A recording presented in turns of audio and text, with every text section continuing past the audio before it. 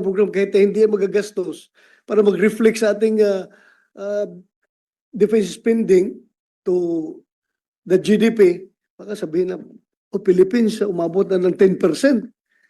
Yung defense spending pala nila. So matakot ngayon yung China. Tapos ngayon kung dumating yung gira, hanapin ngayon ng China yung mga bomber la, hanapin nila yung saan yung mga naval base na titirahin nila. Maubos na yung gasolina na sa kakahanap, wala sila makita.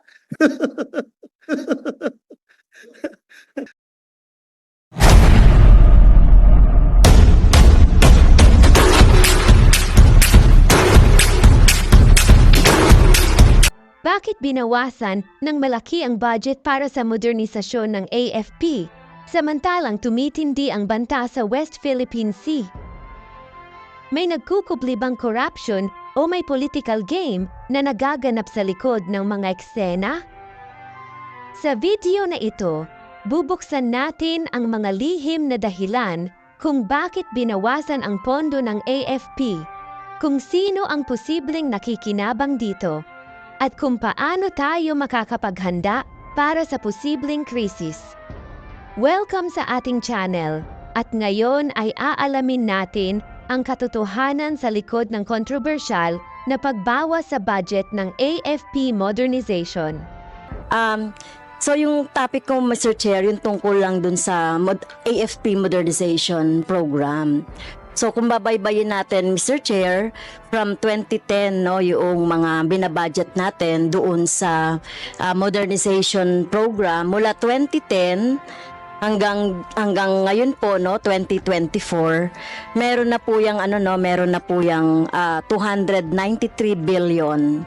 As regards to the modernization program po ng AFP, meron na pong 486.69 billion. Kung tatanggalin natin yung automatic appropriations po, no, kung titignan natin yung statistics, Mr. Chair, drastic ang pagtataas ng mga modernization program. Mr. Chair, hindi ba ito dapat maka-apekto dun sa yung current na bilateral relations ng DND natin tsaka ng DND ng US? Ang pinupunto natin dito ay paghihimasok yung ginawa ng United States. In fact, sa ganitong pagpapakalat niya ng disinformation, napapakita ano yung capabilities niya para mag-influence ng public perception at mismo buhay yung naapektuhan ng ganitong mga nagawa ng US. So if the DND will just let this pass, then how much more sa darating na mga panahon?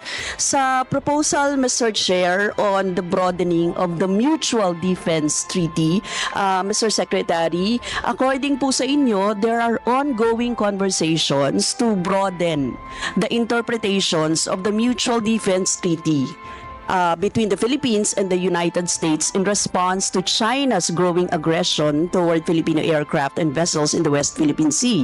Ngayon, ang tanong ko po, anong specific na babaguhin sa MDT? Wala pong babaguhin sa MDT. It's just we don't want to get canalized on an interpretation on an attack of an armed vessel. Kamakailan lang, nagkaroon ng Senate hearing tungkol sa susunod na budget ng AFP Modernization Program. Alam niyo ba na humingi ang DND ng 245 bilyong piso para dito? Pero alam niyo bang 75 bilyong piso lang ang inaprubahan? Bakit kaya ganun kalaki ang pagbawas?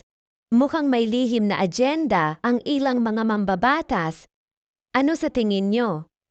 Kung mahilig ka sa geopolitics. Muling dumating sa bansa mula Israel ang ika-7 at ika-8 fast attack interdiction craft sa Siyam na binili ng Pilipinas.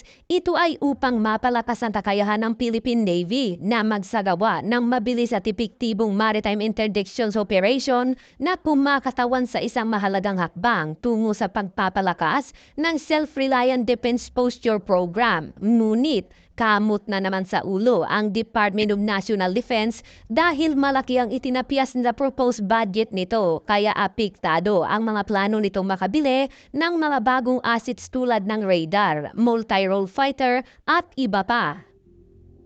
Ang modernisasyon tulad ng mga radar at mga fighter jets Ayon naman kay Senator J.V. Ercito, hindi dapat i-delay ang modernisasyon ng Armed Forces of the Philippines na kabilang pa man din sa priority programs ng gobyerno. Pinuna din ni Senator J.V. ang mababang defense spending ng bansa na nasa 1% lang kumpara sa mga kalapit na bansa sa Asia na nasa 3 hanggang 4%.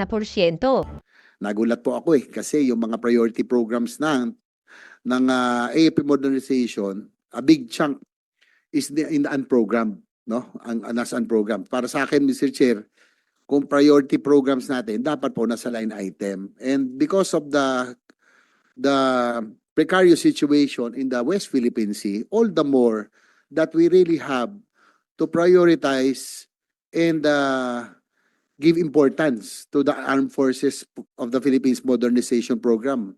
Matagal na nga po tayong na-delay. Horizon 1, Horizon 2, delayed na. Horizon 3. Diba? Nasa external defense po tayo dapat ngayon because of the situation. But because of these cuts and nalagay pa sa program ang karamihan, I am very concerned, Mr. Chair. Again, just to be clear, hindi naman natin inaambisyon na tapatan ang China, which is a superpower. But again, our aim is to achieve that minimum credible defense posture, yung pong hindi naman tayo binabastos. So again, I am here, Mr. Chair, because of that concern, of those concerns, that medyo nabahala lang ako kasi nga because of the situation, dapat nga mas lalo nating pinaprioritize, no? From 245 billion that is being asked by the armed forces, 75 billion lang po ang nasa National Expenditure Program. And of that 75 billion, 25 billion, Mr. Chair, is in the program. Your Honor, the biggest items that will be affected are additional domain awareness like radars, additional multi-role, FA-50, additional, hindi, 400 yung, kasama ba yun sa 225? Hindi, this year lang, hindi natin sinabi. Hindi. Yung 225 lang. Your Honor, just those that were excluded from the unprogrammed are the MRF aircraft. And part of that, Your Honor, is seeking adequate financing from the suppliers. Mr. Chair, I would support you in this. The pag-priority program should be always in the line item, no? Especially as what the Secretary has mentioned. These are really essential, especially in our situation right now. Naghahabol nga tayo, babawasan pa, no? Paglaban natin na dapat malagay ito sa program to make sure. Nakakalungkot dito, ano bang uunahin natin? This AFP modernization, yung paghahabol natin, uunahin natin yung maliliit na project, but yun yung mga nailagay dun. Mas importante ba yung mga rock netting at iba pang projects? Because of mas importante ba yun dito sa mga kinakailangan ni acquire natin? Multi-role fighters, frigates, missile systems. Baka pag magising tayo, Mr. Che, pag hindi natin nabili ito, yung China nandiyan na sa tabi natin. And there is no reason for us to delay this further. Dahil sabi ko nga, naghahabol na nga tayo. Di ba? I don't know, correct me if I'm wrong, naghahabol na tayo. Sa Horizon 3, we should be now focusing on external defense. I support you kung ano po, yung multi-role fighters natin, missile defense system, additional vessels, no? Yan ang makailangan natin Siguro, Senator JB, I think from the SIWAR point of view, tama rin siguro yung lagay dyan sa program. Palakyan yung program kahit hindi magagastos para mag-reflect sa ating defense spending to the GDP. Baka sabihin na, Philippines, umabot na ng 10%. Yung defense spending pala nila. So matakot ngayon yung China.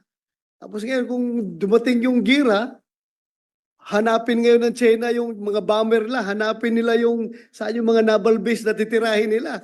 Oh, maubos na yung gasolina na sa kakahanap, wala sila makita.